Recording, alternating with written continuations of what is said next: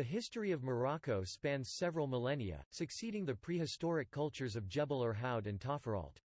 It dates from the establishment of Mauritania and other ancient Berber kingdoms, to the establishment of the Moroccan state by the Idrisid dynasty followed by other Islamic dynasties, through to the colonial and independence periods.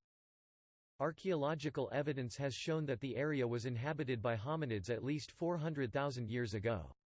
The recorded history of Morocco begins with the Phoenician colonization of the Moroccan coast between the 8th and 6th centuries BCE, although the area was inhabited by indigenous Berbers for some 2,000 years before that. In the 5th century BCE, the city-state of Carthage extended its hegemony over the coastal areas.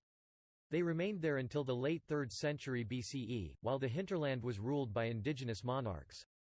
Indigenous Berber monarchs ruled the territory from the 3rd century BCE until 40 CE, when it was annexed to the Roman Empire.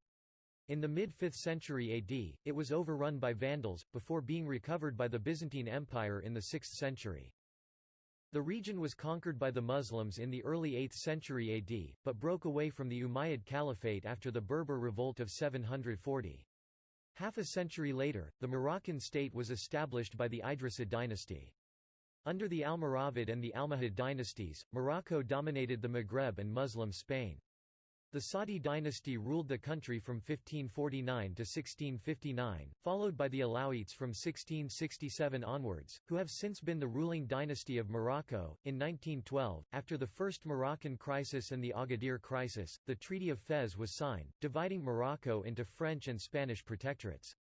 In 1956, after 44 years of French rule, Morocco regained independence from France, and shortly afterward regained most of the territories under Spanish control.